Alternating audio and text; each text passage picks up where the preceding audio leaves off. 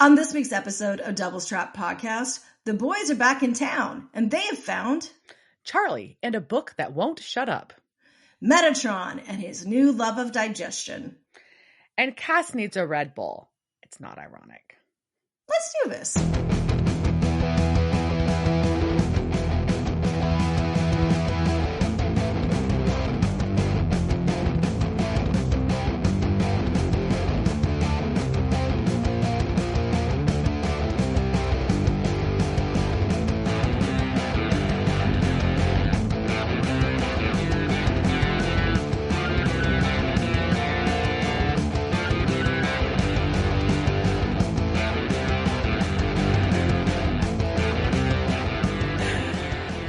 Welcome to this week's episode of Devil's Trap Podcast. I'm Diana. And I'm Liz.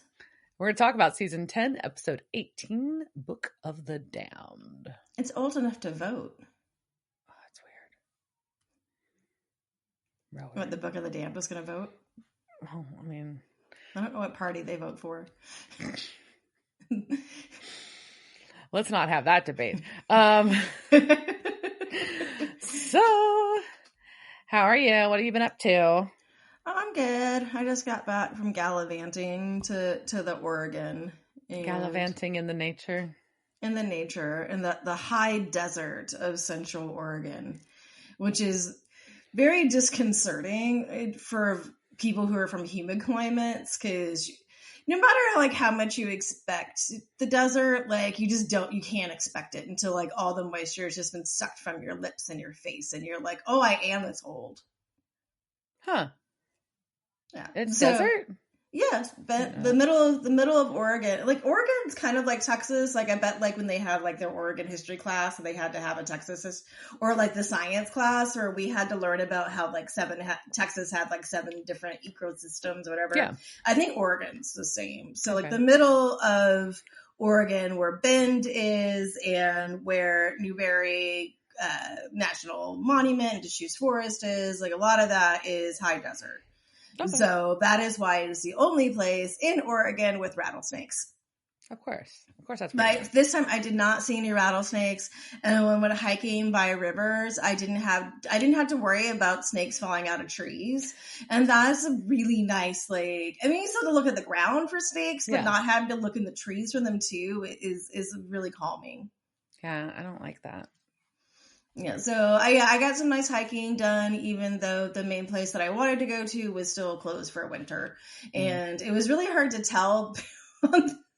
Shockingly, the national parks website was screwed up, and I couldn't figure out that the road to the craters that I wanted to go to was still closed first. But I got to drive up through the craters and with all the snow around me and stuff, which was kind of fun. Yeah. And I went and saw some bands playing in Bend, and one band with her name is Alex Leahy, and she's from Australia. So when I bought a shirt from her, like a completely normal person, I had to tell her about Rosaleen Norton, the Witch of King's Cross, that we'll talk about later on in this episode, because that's what normal people talk to rock and roll people about. Is, did you know that there was a witch who lived in Sydney and she got arrested for obscenity in the 1940s? And they were looking at me like I was crazy. But I did see her go to her phone and immediately start looking her up. So I think I sent her down a rabbit hole and taught her that. And I also saw Laura Jane Grace, who is playing with I forget what her band's called now. It's Mississippi Medicals. Yeah. And so that's a guy from Drive By Truckers, and and then her wife Paris, who was just, nobody should be that hot and sing that well. She had on this bondage gear that no person should be able to wear without having rolls of stuff it shouldn't make you look squished. And she's just like, look at me, I'm just kidding. She was gorgeous, and it was a super fun show, and everybody is really nice. Everyone at Oregon it's just that, particularly that area of Oregon. It's very similar to being, I don't know why I leave my area to let's go to another place that's like the hill country, where you have a mix of weird hippies and liberals and Trump people, and everyone just kind of gets along because they want to do other shit. Yeah. So, I mean, Bend is really cool for that. And it's just, so it's a nice place to go hang out. It's nature just shows off everywhere. Just look at me, and look at the bald eagle just flying around. And yeah, I did some horseback riding and, immediately I got on a horse and my dental implant fell out. I'm like trying not to cough on it. I'm like, and then, don't gag. Don't throw up. And I had the world's like slowest horse. What was your horse's name? Cow Pass. Oh, okay. Cow something. Cow Camp. Cow Camp was my horse's name. Okay. And we were in the middle of the pack. Nice. But they had to keep yelling at me to squeeze my horse. Because she was too slow. Yep, she just wanted to walk at a slow pace. And I'm like, look, I'm not pushing her. Like, I'm quite comfortable with this pace. I'm quite comfortable with this. And then, occasionally she would catch up. And then they'd be like, good job in Cow Camp. I'm like, yeah. I can't actually ride if I want to. I just don't want to. Things fall out of my mouth. And yeah, I'm fine. Yeah, so that was also like through the desert. There's eagles flying around and neat. Yeah, all sorts of pretty things. So that was my fun adventure last week. That's the main highlights of and all the books. And I had to buy it back because there's a bunch of really good independent bookstores there, and so shockingly they had a bunch of books about stuff I like. So I brought books home. There you go. That's fun. Yeah. So what about you? Well, since we have officially spoken, we've been gone. Yeah. I had my knee surgery and it went well. And no, we talked about it last time. Remember you were high? Oh yeah, that's right. Damn. No. Yeah, we did. You're right. I just had it. Yeah, no. So I started physical therapy and I haven't been doing too much other than that. I mean, because I kind of like had to like low a little bit, and then I've just been really busy, and then I got a cold. So I went and ate at my favorite restaurant with some friends and had some beers. That's all I've done. Like I haven't been to a concert. That was amazing. That was pretty surprising that you've not been to a concert. I did technically go to one since we were recording because I went after I went and I used a cane and it had sparkles on it. But I didn't stay. I got to see a couple bands. I got to see The Suffers and Abraham Alexander, and it was fun. And then I had to go ice my knee. So and not get yelled at by my husband for overdoing it. Yeah. Many people will yell at you for overdoing it. Yeah, you gotta have that sometimes. So, no, I've not just been hanging out. That's all I got. Oh, cool. Well, we're in April, springtime. Not a whole lot is going on with our cast of folks. They're going off on conventions. Those things are all still happening now. So, let's get talking about the Book of the Damned. Yes.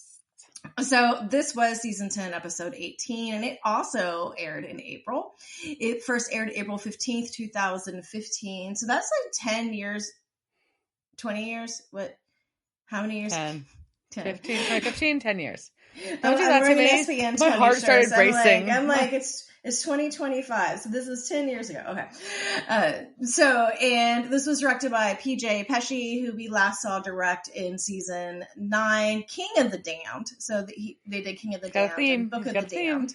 Mm-hmm. And this is written by Robbie Thompson, who we last saw this season with episode 11's There's No Place Like Home, which was a Charlie episode, I believe, and then episode 5, Fan Fiction. Interesting. So by that hint, we'll also say Charlie episode. As we start off with someone in a hoodie with a sword and a backpack. Mm-hmm. And they're being followed by two dudes in an alley. Who is it? It's Charlie. And this guy that's following her, like, he lost her and he pulls out this weird compass looking thing, this magic compass, and it spins around, and then he puts it away and they pulls out a revolver, which is, not most people's first choice of firearm in modern times in this kind of a situation. But anyways, she also has a sword. Yeah, I know. It's all weird. So either way, she has hidden in a dumpster and surprises them when they look in there to find her. And she's asking why they're being followed. Basically, they want something that she's got in her bag. So she has found something and they want it. Yep, and I start by calling him an originals reject. And the originals reject has told her that this book belongs to his family. Mm-hmm. And then he just starts talking shit to her. And it just sounds more condescending in his accent. Yeah, because he's got a pretty thick Louisiana, I would say, would you go so far as say Creole? I don't know. It's a Louisiana accent. It's for sure. it's Bonobo Originals, whatever, like, dudes. It's a CW Louisiana accent. But I like that she calls him Gambit. I was deeply amused. And yeah, and she's like, and he's threatening her, and she's got him at knife point, but he manages to escape, and so she runs and gets shot. And then runs away, but she gets away. Yeah, but as he's doing, he yells at her, "You can't run forever, little girl," and that makes me want to punch him. And I have so much throat punching in this episode, and I'm just like, I want to throat punch him. I'm just like, really? Oh, that's so condescending, I think, is just his word, right? But like things like calling someone a little girl as she's running away, fuck you, man. Fuck you. Right, so we go from that to the Pimp Mobile, and on the radio is Robert Singer introducing Ironic, which makes Metatron yap about the song and also makes me want to punch him in the throat. See, told you, lots of throat punching. Yeah. Castiel is unimpressed too, and he turns it off because he doesn't want to listen to it. And this is when, anyways, Metatron's Metatroning. That's what he does. But he's going off also about like how having human feelings, now he understands music, and then he gets goosebumps, and those are creepy yet arousing. I've never been aroused by a goosebump. No? Have you ever had goosebumps from being aroused? No, you can have goosebumps while being aroused, but you cannot be aroused by the goosebump. Yeah, that's weird. Yeah, I think that's a weird fetish. I mean, if you're into that, I mean, I guess go rub chicken skin or something, or my arms because I have KP. But so anyhow, so he keeps being gross, and Cass calls Sam and is just like, "Hey, can I just kill him now?" Yeah, he does. And Sam's like, "No, I'm still researching Mark of Cain though, so please don't do that yet." And so Metatron asks, why they would even want to cure Dean anyways, because he just got interesting. So Castiel punches him in the fucking face. Yeah, which thank you for doing that for us. We appreciate it, Cass. We all wanted to punch him in the face. So anyways, Dean walks in, so Sam has to hang up. And then Cass punches him again. Thanks. Yeah. Thanks twice. Castiel is big mad in this. Yeah, Cass has got some issues. So during this opening scene, we see that Dean is wearing a gray hoodie. And according to Robbie Thompson, this is because there was a scene where Dean was working out, and however, this was cut, which makes me sad because I missed the montage of Dean working out. In fandom, though, Dean wearing a hoodie is associated with the episode Season 1, Episode 12, Faith, when Dean wore Sam's brown hoodie when he was dying. It has become associated with Hurt Dean, and there is a com for Dean Hurt / comfort fiction called Hoodie Time. Oh. Thank you, Supernatural Wiki. Oh. So Dean comes in his hoodie, and he tells Sam that the mark is a curse. Mm-hmm.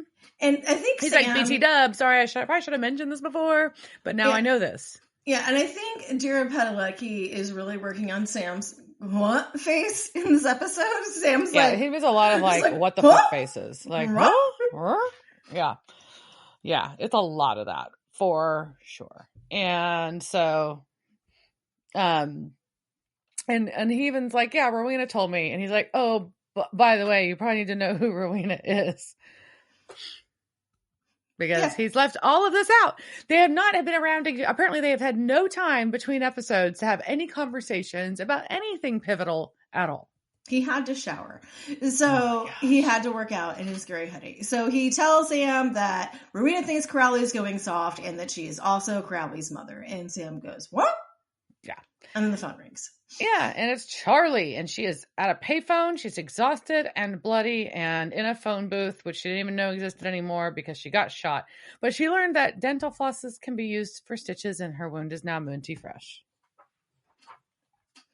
So. And she has dug up the Book of the Damned in a burnt-out monastery in Spain, but she's never seen anything like the language. She did find some notes in the monastery crypt by the friar who buried it, and she's pretty sure that it's a spell book, and if they translate it, they can probably get the mark off Dean. Yeah, and so right now she's somewhere south of Des Moines, Iowa, And Dean's like, cool, there's a bunch of like hunter safe houses around there. What? Okay, I guess. And so he tells her to go to one of those. I think it's Bobby and Rufus's cabin. Yeah, but he makes it sound like there's multiple. Okay. Yeah. No. I don't know. It was weird. And then so she's like, cool, bring snacks and all of your Men of Letters decoder books. Yep. And in the bunker, Dean has found a lead-lined warded box. It's a very nifty thing to have hanging around your bunker. It is. I mean, it also seems very sensible to have in a place that has all those creepy books. I think you should have more of them, and those objects in there should probably be in the boxes. Probably. That's just my thought. Probably. And so he's got that, and Sam's got the Box O research. And as they get on the road to go meet Charlie, we get treated to Dean getting hyped up, listening to some Thin Lizzy. Thin Lizzy. The boys are back in town. The only band from Ireland that matters. Just kidding. And Sam's kind of like, they what? actually are one of the few, besides you two, they're one of the few Irish bands that really crossed over. And there's some, anyways. So Dean thinks that they are overdue for a win. Yeah. And so he's fucking just like, he is ready. And Sam's like, really? I don't know about this. And Dean's like, fuck yeah, we're going to get this taken care of. And then we're going on vacation. Sand between the toes, Sammy. Yeah, so Dean has become very optimistic for him all of a sudden. We've never seen Dean this optimistic. And Sam is just like, roar? I don't know. I'm just going to make this face again. Roar! Yeah. Yeah, confused face. What? Shock and confusion face Sam. And so the boys are back in town. And then we go to a diner. Yeah, and Castiel is watching Metatron eat a big old stack of waffles topped with whipped cream and berries. And quite frankly, they do look delicious. They look delicious. I was like, yeah, I'm into this too. Thanks. And now we've had our music conversation. Metatron is discussing about food now and about how words never really gave it its due. And he says, me. So, which is disgusting. But also, is that implying, so, I mean, Hannah's taken over heaven, kind of. We get to that a little bit to confirm in a minute. But, like, is he still, like, kind of sort of God? Yeah.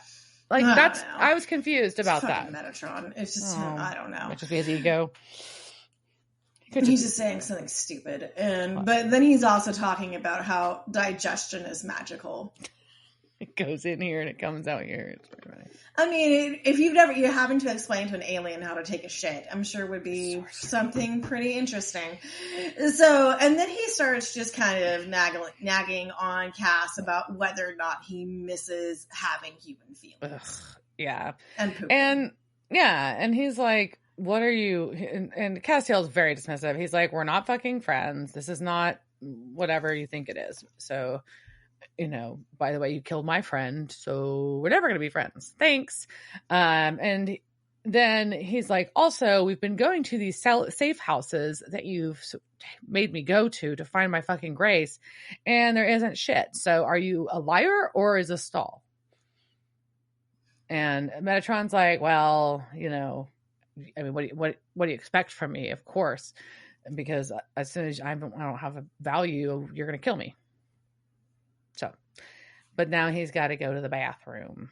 And so Meta's got to be escorted by Castiel because he's handcuffed, and they're going to go to the truck stop bathroom together. And experience the magic of digestion. But as they're walking through, you see all these amazing atomic starbursts that are along the wall of this diner. Where the fuck did you find those? So cute. Such a cute diner. And then we got a trucker dude that's watching them that has an angel blade. Yeah, that he just casually has in his jacket. Flashing it. And he's just like, hey, want to see this? And also, doesn't that make it uncomfortable when you sit down? Isn't that poking him in the leg? Because those angel blades are not short. No, and it's like you wouldn't be able to wear that in just like a regular vest. You'd have to have like something custom made, like a sheath inside your vest. It'd be a thing. Yeah, not just a regular trucker jacket. Mm. So we got Angel Blade dude, and then we go to the cabin in the woods. Yeah, and Sam and Dean have arrived. Charlie is there, passed out on a book. because of course she is. And so they ask us, everybody greets each other and they go in and she starts sharing what she has learned about the Book of the Damned. Which, as I remind you, is a book that's sitting on my shelf back there, and it's not really that scary. It's not. It's just a really weird book. And so Charlie, though, tells him about this Book of the Damned and tells him about a nun who locked herself away after having visions of darkness. And each page is a slice of her own skin and is written in her blood. So it's a biohazard. How long is this book? There was a lot of skin there. No. So, but I'm like, is it just like she took like a piece of her skin and then like blended it in with like some lamb skin? Because like really like parchment, all that stuff is just like sheep skin. That's literal sheep, you know. But like you don't I'm like, is she just taking like, well, this one I guess losing the upper thigh today for page 10. There were some pretty big pages in there. Like so, like that's she had a big ass. Like where was she getting these? How do you get the back skin? How do you get that yourself? Can you get call a friend? Cheese grater. Yeah, I mean, ooh, like a mandolin. You like lay on it, like, ugh, gross. Oh, anyways, I hope your version. To be clear, the version on your shelf is not on human skin and written in human blood, to our knowledge.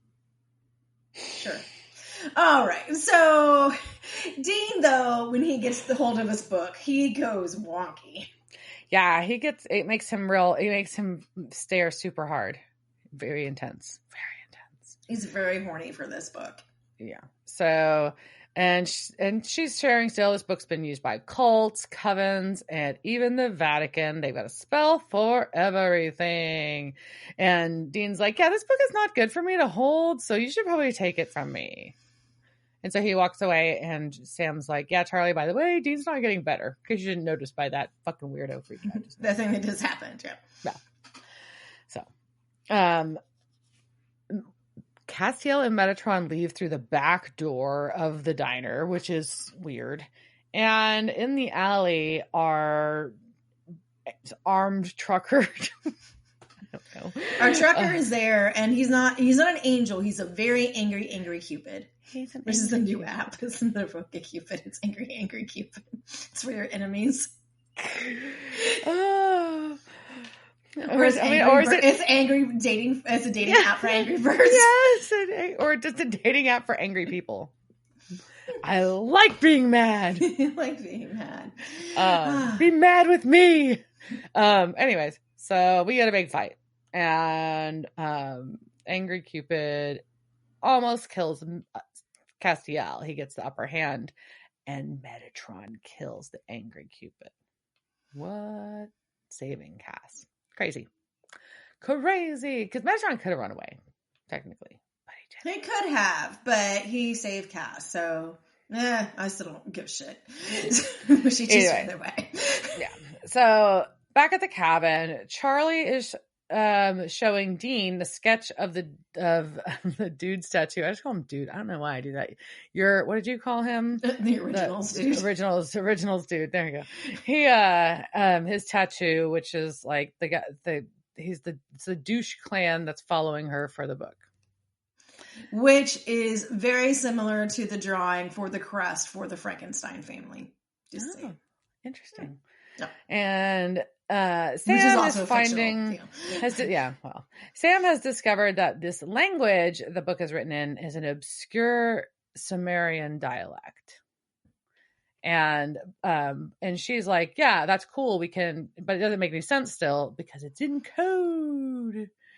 Oh, and so Dean's like, yeah, y'all are fucking nerds. So let's, why don't you can't you decrypt anything? Nerdiness to decrypt it. Yeah. And so, yeah. And Dean's like, I still want to fuck this book. Yeah, and Sam's like watching his face as he wants to fuck the book. Mm-hmm. And it's awkward. Sometimes I want to fuck books too, but So Sam puts it in the box. Oh, I like books. No, it's fine. I'm just like the Dean book. This whole thing is weird, not you. Yeah. Anyway, well, I mean, I don't want to watch you fuck a book either. But So anyway, Sam puts it in the box. Also, so we go from there to the Campbell River store. Oh man, I almost spit my water on the microphone. All right. Yeah. So douche clan dude is at the store, and he's like got his weird compass thing out, but it's not working right. So he knows that she has found a way to hide the book. So we know that Dean's box is working. And he says, all right, well, he's got his little henchman, and he's like, well, we need to start looking for this chick.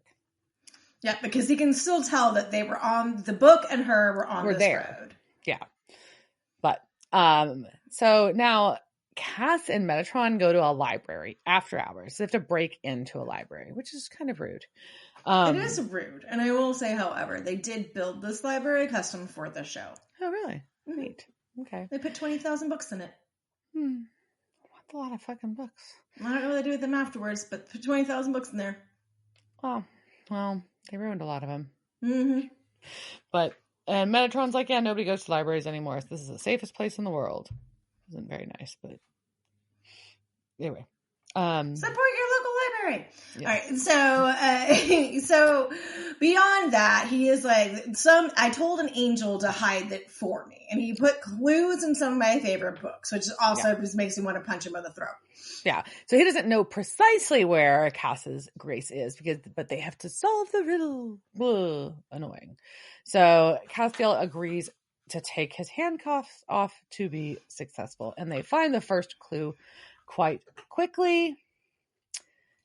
And the clue is what is the maddest thing a man can do? And then the riddles are going to lead to another riddle. Fuck you, Metatron. But he does say there's only one more. There's not like, it's not like a 20 riddle like thing. That would be really annoying. Still, fuck you. Fuck your. So we go from there to the cabin where apparently Charlie has had time to try every crypto algorithm in the world without any luck. That's a lot. On an ancient Sumerian dialect. Sure. Cool. Mm-hmm. Yeah. And Dean's like, so Dean has found out, though, about the group following her. And it's the Stein family. They're multi-generational, centuries old. That's the same thing, I think. But they're just all kinds of wrong. You can be multi-generational, not be centuries old. No, that's true, I guess. But they really kind of popped off like dating back in the 1800s. And they did spells to make disease, to destabilize markets, and even help the Nazis before they got to power. So Charlie equates them to being a supernatural DuPont. And he's like, all the spells in the book apparently are of unspeakable evil. So, Sam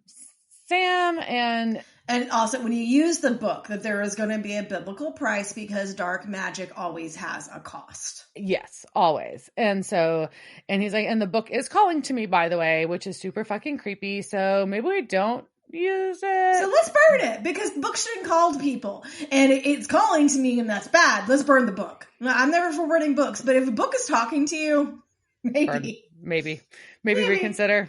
Exceptions can be made. At least put it in the box. Yeah. And then they're like, wait, are you giving up? And because they think him wanting to burn the book is him abandoning the mission. He's like, no, I'm not giving up. I'm going to keep fighting it, but I'm going to fight until. No.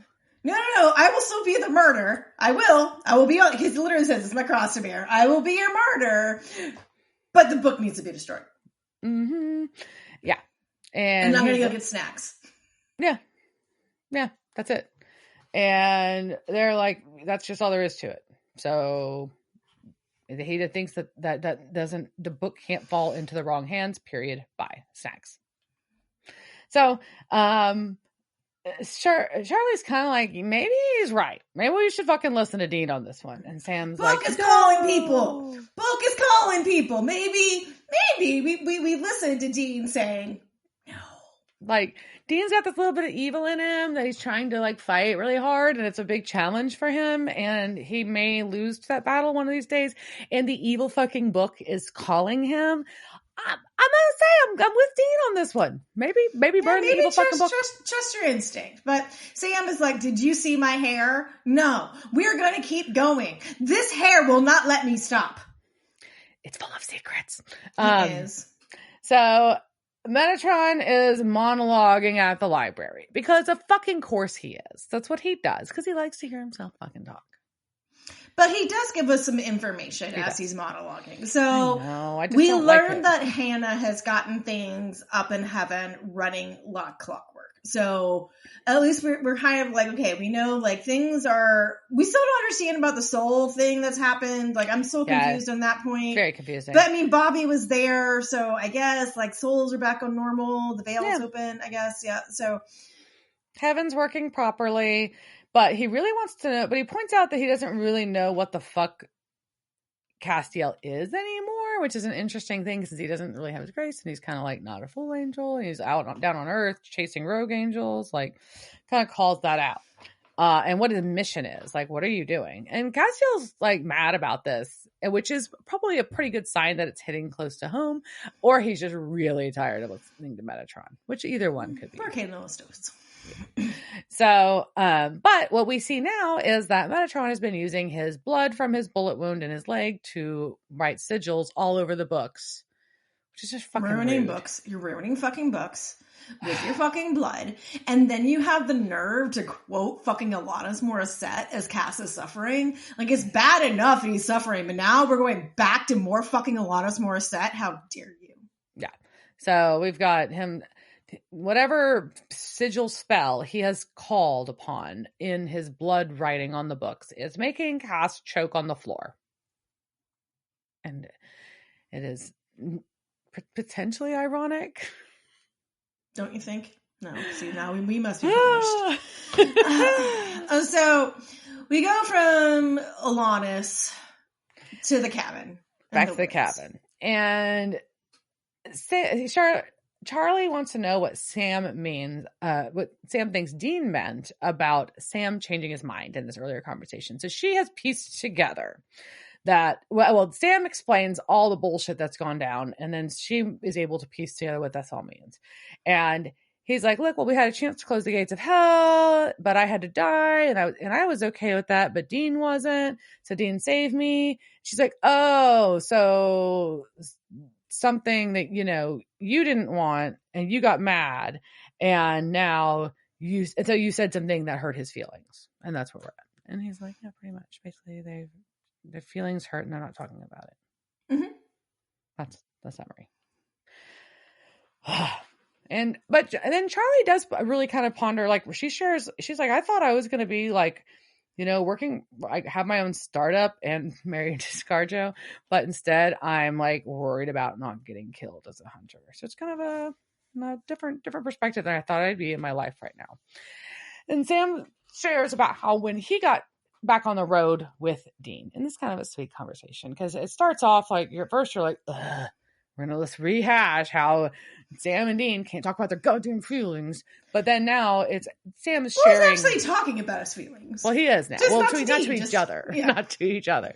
But he's like, yeah, when Dean came and got me from school, it was supposed to be just one more job. Then Jess died. And then it was going to be one more job. And it was always just one more job before I went back to law and to my life. And she calls him the Dread Pirate Roberts of hunting, which I very much appreciated. And then Sam has realized, though, that hunting is his life. So there's not another life to go back to. And it has to be with his brother. Boom. Yeah, he just does not want to do it without Dean. It's very sad and sweet. They still need to fucking talk to each other. Anyways. So Metatron is after something else, not Cass's grace. And you, as the viewer, are quite concerned that there's not a grace finding here at all for Cass. But there is. Because both Meta finds a book that he's looking for that has a demon tablet in it, and a book falls, or Cass is able to locate a book right then, too, that also has his grace in it. because Cass has realized that what Metatron is doing is reading quotes, right? So Metatron pulls out a book, and that quote has, "What two things do you need to succeed in life?" And that's ignorance and confidence. And that's a quote from Mark Twain. And the original one about the maddest thing a man can do is from Don Quixote. And take my advice and live for a long time, because the maddest thing a man can do in this life is to let himself die. So that is why Cass's grace was in the Don Quixote book. Makes sense. So, yeah. And once Metatron realizes this, that Castiel has his grace back, Metatron tries to run for it. And we see Cass consume the blue He eats grace. his grace. Yeah. I don't know. And then he ruins the library. He does. There's a big white flash. We get to see his wings growing back. But they're just like they look real sad. They look real sad. Yeah, they need Viagra. Very molty. They're very They need some. What's the other one? Cialis or those. One of those. I don't know, but they just really said his little blue pill does not need a little blue pill for his wings, because he needs a Red Bull, and they just they just don't look the same. But he has fucked up this library. Books are flying off shelves. Well, and they're out of the pages. Like, no librarian is going to be able to put those books back together. No. They're going to have to go in the discard pile. So it's so sad. Well, then I get books for cheap and free, which is how, sometimes it's not too terrible. So then we go back to the gas station from before. And our Stein man is at the counter when Dean comes in. Yeah. And Dean's just like not noticing there's a man in a suit behind the counter. Yeah, it doesn't stand out at all because, the guy at the rural I am often store served in gas stations by men in suits. In rural areas, yeah, for sure. Say rural again, it's fun. Rural. That's an unnecessarily difficult word to say. It's so hard to say. But finally, as the guy gives him a total without ringing anything up, $15.75. Dean notices in the security mirror that there is a big puddle of blood and a dead clerk on the ground behind the counter. Oh, I will say this about Oregon. There's no sales tax. So a lot of places just have like super round numbers when you get your check. And it's very satisfying just to be like, that will be $20, and not like, interesting. Yeah. So you don't have to get a pocket full of change. It's very nice. No. Anyhow, so Dean has handed over a 20 to this dude and sees his tattoo. Mm-hmm. So now he's seen the dead body and the tattoo. So now he knows this guy is the what did he call him? The douche clan. I don't know. Anyways, so he pulls, after he hands him the money, he pulls his gun and the guy's like pissed, but he's like, "Don't you want your change?" And he throws the change in Dean's face. And so it like distracts him enough that his henchman helper dude can grab Dean. Yep. And then Steinman has a big ass knife. And he's like, "Look at my big ass knife. I don't know where I was hiding this, but I've got one." Yeah, but he's like also like, he doesn't know who Dean is. He doesn't know who Dean Winchester is, which I think is interesting. But he also sees the mark. He hasn't heard that they're Winchesters yet, right? Well, so he's just a random dude. Yeah. Right. But he's like, but he sees the mark and he's like, "How'd you get that?" And so Dean calls out that he knows who this guy is and calls him, Mr. Stein. He's like, "Oh, my friends call me Jacob. Got your number, bitch. Got you." And he guesses that the treats, all the snacks, are for a redhead, and that they have hidden like the snacks. book. And it's not coincidence; it is providence. The Book of the Damned must be found because it wants to come home. So now we know, like, again, the book that's calling somebody also has a home it wants to come to. That's creepy. The book is getting creepier. It's getting a little creepy. Kind of makes me want it more. So Jake, who also learned that Steinman's name is Jacob, and Jacob tells Dean that he is pretty sure that the book can help him remove his mark, but it's going to do more harm than good. So you can't use the book. Tell me where it is. Yeah, it's a real uncomfortable conversation. But this just solidifies what Dean already believed about the book, right? This doesn't really change where Evil. He has confirmed to Dean that yes, the book can remove the mark, which is I know what you got it for. However, it's not worth it. It'll be worse. You'll be worse off for doing it. So Also, at this point, I am really anthropomorphizing this book, and I am starting to think of it like the book in Harry Potter that has like the fangs and shit. The book for magical creatures. Yeah, that's how I'm picturing this book. Not like the Necronomicon. Necronomicon. That's where I was at. That's how very more Necronomicon. Necronomicon. So he wants the book, and Dean, like, he gets free, and he shoots the bald dude, and the bald dude just keeps coming. Yeah, like he empties his magazine very clearly into this guy. And also, I would like to say, just so you know, if you shoot somebody, they're gonna keep coming. Like, people have adrenaline and stuff, and it's something that you should be prepared for. People don't go down immediately unless, like, you know, depending on where you shoot them. So just be prepared that, like, people are gonna keep coming at you. I'm just saying. But not necessarily that, like, not this many times. No, this is like a different. couple. Yes, not a full magazine. That's kind of yeah.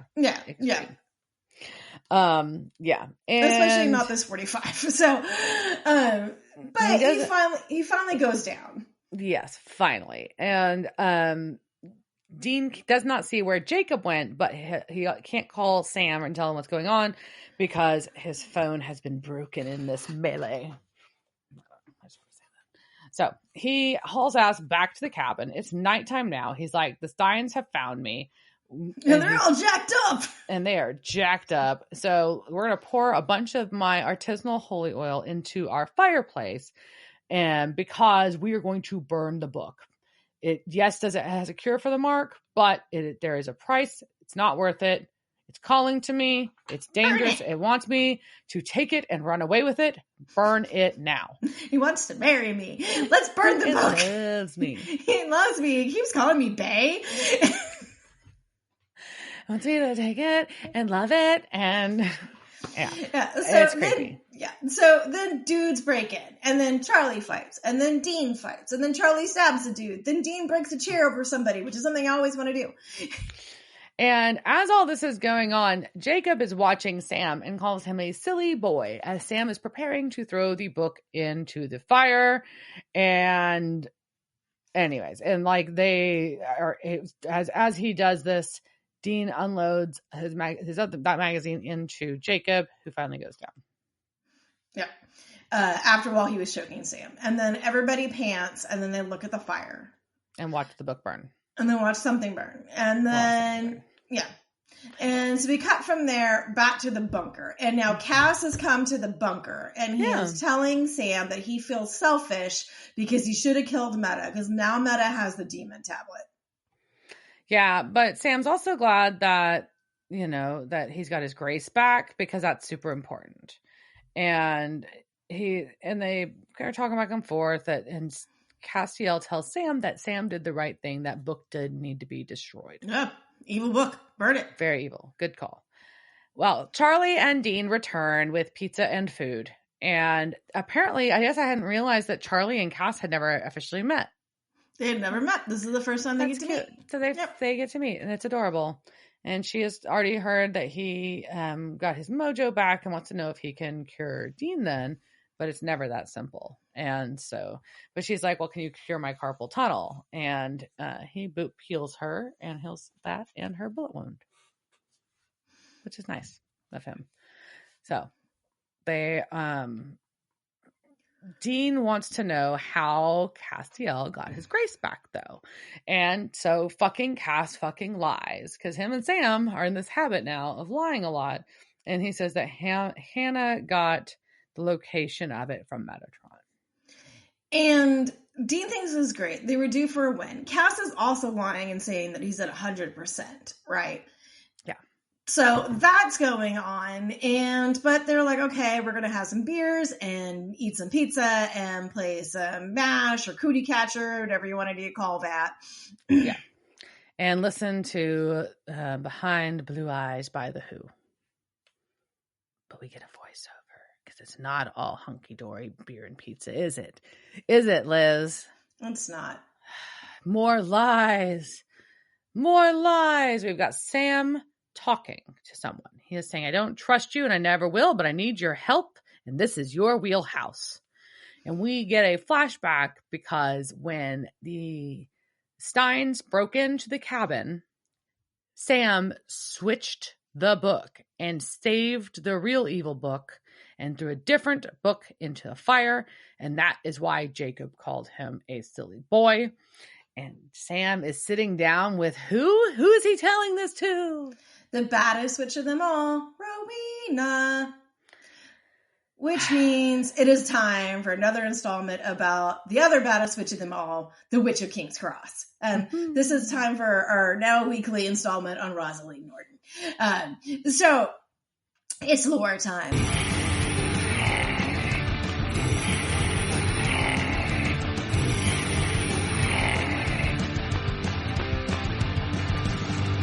And if you have not been following along, so just to recap, the Australian artist, Rosaleen Norton, has had her art put on trial for being obscene, but the art was declared not to be sexy. It also did not sell, and Rowie was still super broke and living at a flat in King's Cross. So, as I said, we're kind of breaking down these stories about Rosaleen on her many, many trials and tribulations with the court. And so in 1951, she was involved in actually 2 legal incidents, and I think some people get confused about them. I have seen places where they say she was charged with vagrancy for staying in a men's hostel. And yes, she was charged with vagrancy, and yes, she stayed with men in a hostel, but she wasn't charged for that. However, the people leasing the hostel were threatened with eviction for her staying there. So, to clear up those things, the hostel. So, the first of her legal woes happened due to that trip she made to Melbourne for her exhibition. And she hitchhiked there with her friend Gavin, and during which they stayed at a men's hostel. Rowie was quoted as saying, "A man friend and I hitchhiked to Melbourne, but when we arrived, we found no accommodations. We were recommended to try the hostel and were admitted, although they weren't very happy about it. Believe me, it was all very innocent. The other men staying at the hostel were very quiet and studious and all a little shocked. It wasn't a matter of flouting convention, but of rather having somewhere to lay my head." The incident was picked up by the press in March of 1951 when Rodney John Wall, who was 22, opposed an eviction order from the hostel's owner, who said allowing Norton to stay there was a breach of the student's lease. According to Rodney, Norton and Greenlees arrived together but were given a mattress on the ground floor with 2 separate sleeping bags. So, of course, they couldn't do anything because they had 2 sleeping bags. Of course. And they had only gotten in because a university student had asked the previous hostel warden to provide urgent accommodation for 2 Sydney students for 2 nights at most. Norton and Greenlees, being called Greenleaf in this article over and over again was really funny, but they've been regarded as undesirable characters, and they were ordered out when they figured out that Rosaleen was a woman, and they doubted whether either of them had paid any rent, and I seriously doubt either of them did. So for her vagrancy charge, though, this second incident happened in August of 1951 when Norton and Greenlees were having a grand time in their King's Court flat, which was now decorated with a sign outside saying, "Welcome to the house of ghosts, goblins, werewolves, vampires, witches, wizards, and poltergeists." Shockingly, some of the local police had it in for Rosaleen and her friends, and the Sydney Vice Squad raided their flat. Rosaleen, then 33, and Gavin, then 21, were charged with having insufficient means of support, aka vagrancy. Let's talk a little bit about vagrancy laws.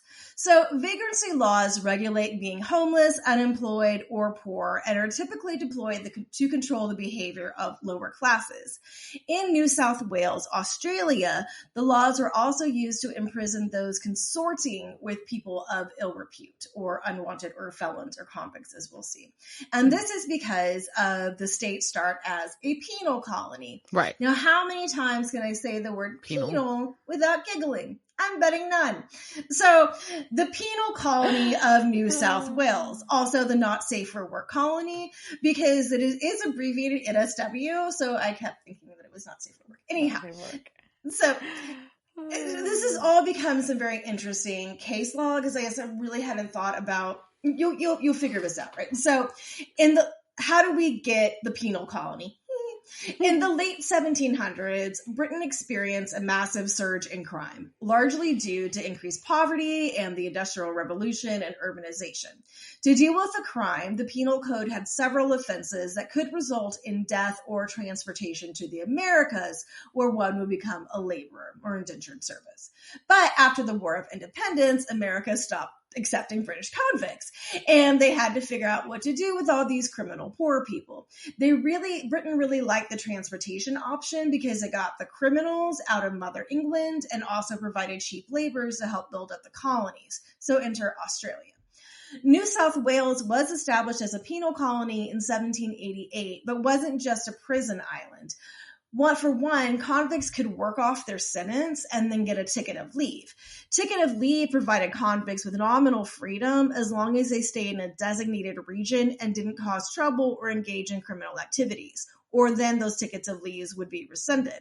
Some convicts didn't want to wait to finish their sentence and instead ran off to the bush and became bandits known as bushrangers. Bushranger. So the British government really also didn't want this to just be a penal colony. So they wanted this to be an actual settlement. And so to do that, they needed more women, as between 1788 and 1852, male convicts outnumbered female convicts 6-1. Although there was actually a lot more women prisoners back then, if you look at the rate of population compared to now. And a lot of this has to do with what people were being convicted for. And the women that were being shipped on the convict ships were young to old, kind of vary, but mainly they were in their 20s or 30s and were convicted a lot for what we consider misdemeanors today, like petty theft, right? Also, contrary to popular belief, no convict women were set for prostitution.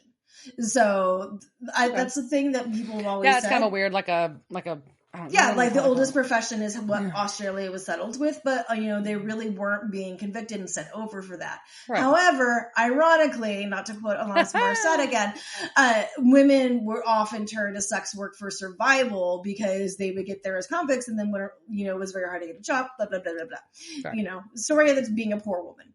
So, beginning in 1829, convict women were also put in these loose prisons they called factories, because within the factories, women were expected to work and to make things.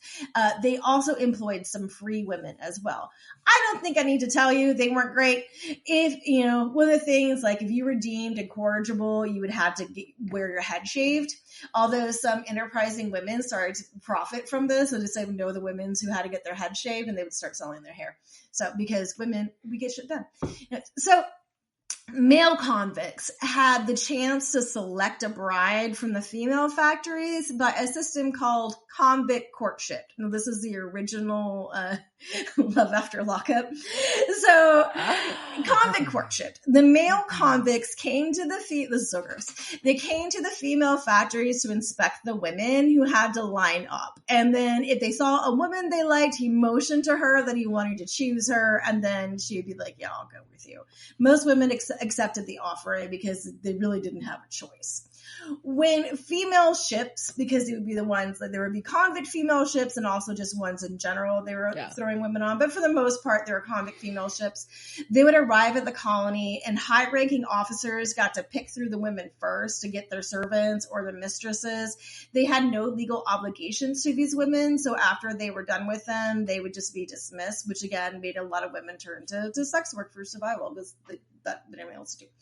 So by the 1830s, the not safe for work colony was growing thanks to both free settlers moving in and because of the number of emancipists, ex-convicts who had fulfilled their sentences. And this was also increasingly making the stuck-up British people nervous.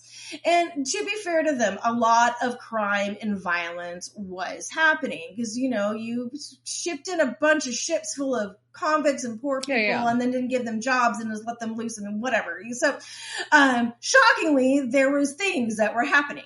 Right. Gangs of bushrangers were going from train station to train station, robbing and also recruiting convicts to join them along the way. So maybe there were some things to be concerned about. So they put two acts into place. First, they put in the Bushranging Act, which this authorized anyone, this is really scary, authorized authorized anyone to detain an individual whom they suspected of being a transported felon illegally at large, and then it put the onus on the person who was picked up to prove their innocence. And if they couldn't prove it, then they would be shipped to Sydney to get checked out by the principal superintendent of convicts to see if they matched the list, blah, blah, blah, blah, blah. The government was also afraid that these free settlers and emancipists would form gangs or give convicts guns. So anybody suspected of concealing weapons could be searched just for suspecting of having a weapon. Any place that was suspected of having convicts or guns in it could also be searched. Proving one's liberty and the ability to move around was actually more difficult for the free immigrants rather than the emancipists or the convicts, because prison equals paperwork, right? Right. So that was one thing that was causing problems. Another thing, the fear that the elite British were having, that was that these free settlers or the convicts were going to pair up with the indigenous Aborigine men and help them revolt, because those were things that were also happening. Because remember, this is also they're colonizing Australia, right? Yeah. So in addition to the Bushranger Act, in 1835, the New South Wales Vagrancy Act was passed. It provided a maximum penalty of 3 months in jail, which was later increased to 6, for any person that was found to be idle and disorderly, which could mean being a habitual drunkard or a common prostitute behaving in a riotous or indecent manner. The act also included a clause which is so these vagrancy acts were something that Britain had for a while. They really liked making these poor acts, and other countries had them too. But something that was very specific for the colony was this act included a clause that made it an offense for any non-Indigenous person to be found lodging or wandering with any Black native of the colony, unless they could satisfy a justice of the peace that they were there for a legitimate purpose. And it really served to, quote, prevent any roving, itinerant lifestyle among the lower classes of colonists who might be disposed to crime. Immobile colonists had less opportunity to commit crimes with impunity than itinerant settlers. They were also under greater surveillance, easier to trace, and more directly under colonial control. This was the logic behind placing residency requirements on convicts' tickets of leave. So you could trace the convicts going around. So they wanted to be able to do this with the people who weren't just convicts, right?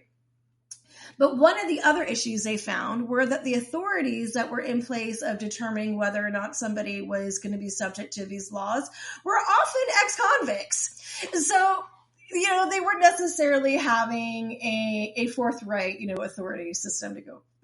So, yeah. Women were frequent targets, and a heavy emphasis was placed on the institution of marriage as a solution to the depravity of female convicts who would otherwise live a vagrant, wandering, idle, vicious life. Right. Because you need a husband. So, transportation ended in the 1840s after it was determined that it wasn't a good crime deterrent, it was too costly, and the growing humanitarian and ethical concerns of forced labor. The women's factories became lunatic asylums because why not? That seems fine. So Australia federated the colonies in 1901, that making Australia. And when that happened, though, the vagrancy laws actually increased. The Vagrancy Act of 1902 replaced the 1835 Act. And so this is the actual one of the acts that Rosaleen and Gatton were being charged under, was really this act of 1902 with one little edit. They don't happen to say. So the list of offenses now included for you, this is how you could be a vagrant: having no means of support, being a non-Indigenous person who consorts with Aboriginal people, being a sex worker or habitual drinker, being the owner of a house where reputed thieves or the jobless frequented, begging or exposing oneself in public, gambling, carrying a weapon, resisting arrest, escaping from prison, uttering or publishing offensive language or content and breaching the peace, this is my favorite one, being a suspected person or reputed thief frequents any river, canal, or navigable stream, dock, or basin, or any quay, wharf, or warehouse near or adjoining thereto, or any street, highway, or avenue leading thereto, or any place of public resort, or any avenue leading thereto, or any street, highway, or place adjacent with the intent to commit a felony. So you can't be in the water, you can't be on the street, No. You can't be in a house if you have the intent to commit a felony. Yeah, you can't be. You can't be if you have the intent. And we can tell you have the intent. I look at you, I see you, you're intentful. So NSW brought in the category of offensive behaviors in 1908, and in the first year of that, there were over 41,000 charges for people being vagrants. In the 1920s, Australia decided to outlaw cocaine and guns. And that ended with the razor gang wars, because when they took away people's guns, they just got razors, and they started killing people with razors because Australia. And so the razor gang wars added another addition to the Vagrancy Act, which was additional consorting clause, which was trying to stop these street gangs by adding penalties, including jail for consorting with thieves, sex workers, or vagrant persons with no means of support. The Vagrancy Act was eventually replaced by the Summary Offences Act of 1970. The new act conveyed a range of offenses, including those related to public spaces, vagrancy itself, and public gatherings. Many current laws in Australia are rooted in this legislation. While vagrancy is no longer a specific crime in Australia, begging remains illegal in most areas. New South Wales decriminalised begging in 1979, but laws that can disproportionately affect the homeless and the poor are still enforced at police discretion. For instance, police in New South Wales can issue move-on orders if someone is obstructing others, harassing anyone, causing fear, or is suspected of dealing drugs. Police in New South Wales face targets of a number. They have they say our police have quotas for speeding tickets. Mm-hmm. Australian police have move-on order quotas for the number of people they tell to move on. So that's great. So circling back to our Rosaleen. So she and Gavin were arrested for vagrancy because they could not demonstrate visible means of financial support. He was a poet. She was an artist. Yeah. That's all you need to know. Yeah. So they were remanded and given 2 weeks to find an employment. A freelance publisher and editor named Walter Wally Glover came to their aid, offering them employment as his assistants, which will lead to her next battle. So the story of Rosaleen and the law will continue. Wild, right? We can learn so much from the Switch. So that is the story of this week's tale of the Witch of King's Cross. So back to the Witch of Supernatural, Miss Rowena. So Miss Rowena and Sam have made a deal. And that is how our episode ends. Yes. Do we want to talk about our cast and then do a recap? Or our final thoughts? Okay. Yeah. Let's hit up on our cast real fast. Casting couch. It's the casting couch. Were they on that show that time with that guy? La la la la la la la. So we've got Jacob Stein was played by Jeff Branson, and he has been in episodes of Strangers with Candy, Law and Order SVU, CSI Miami, CSI New York, CSI LA. And is that all of them? I think he did all of them. NCIS, The Mentalist, Grimm, and 911 Lone Star, which I know you've been into lately. Then he also, some of his bigger, much larger roles, though. He was Dorian Gray in the movie Party Monsters, but which people may recognize him from was he played Jonathan in All My Children, over 160 episodes. Shane and Alan in Guiding Light, over 110 episodes. Ronan in Young and the Restless, almost 160 episodes. So he has an extensive career in soap operas. Did him and Jensen do? I'm gonna go back and see if they crossed. Very interesting. That's a pretty extensive soap opera career. So I bet he's won a soap opera Digest Award. And then our husky Cupid, as they describe him, was played by Patrick. Title of the next sex tape? Yes. Was played by Patrick Sparling. In addition to, he was been in episodes of Lucifer, The Good Doctor, Resident Alien, and Animal Control. He's also done stunt work for Supernatural, Resident Alien, and Animal Control. So cool. Yeah. And the fact that he's still doing stunt work today, and this was in 2015, 10 years ago. Good for you, man. I know. I'm like, dang, okay. So yeah, I thought that was pretty cool. Yeah. So here we go. So I love that we are buttoning a couple of things up. I feel like we were buttoning up finally. Charlie's back, because remember in was it last episode or the week before, they made a comment that she was in the wind and they were kind of worried about her. Mm-hmm. So I know Charlie is back with the book. Number 2, we have at least Castiel has his Grace back. Okay. Sort of.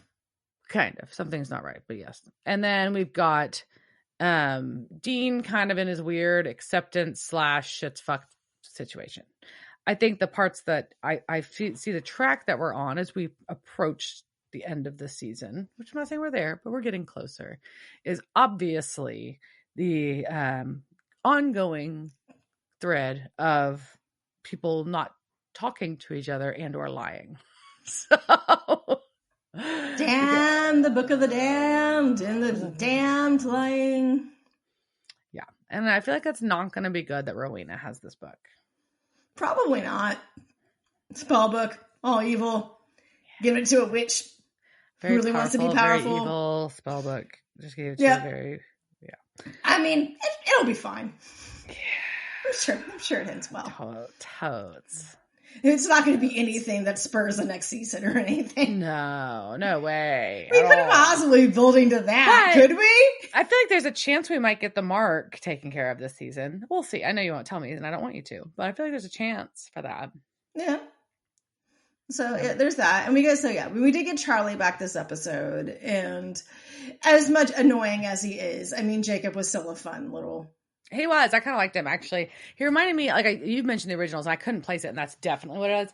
He also reminds me of another actor, and I cannot place it offhand, but not in a positive way. Not he's a very comforting actor for some reason. I like him. I was kind of bummed that he had to die. So same episode. I was like, can we carry this one for at least one more episode? Like, I don't know. He's kind of cute. Let's go. Yeah. So I don't know. Well, he's got a big family. I'm sure he's got a brother or two. All right. Anything else? No, that's it. All right. Well, let's tune in next time to see, do we return for more tales of Rosaleen Norton?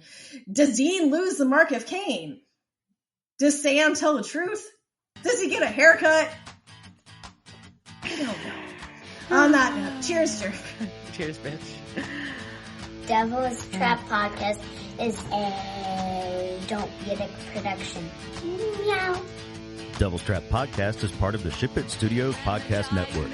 Thanks for listening to this week's episode of Devil's Trap Podcast. You can follow us on Instagram at Devil's Trap Podcast, Twitter at Devil's Trap Pod, or you can email us at devilstrap@devilstrappodcast.com. Don't forget to subscribe, leave reviews, and share with all your friends. We're at all your favorite podcast outlets and at devilstrappodcast.com. I'm Babe. Thanks for tuning in, and we'll see you next time.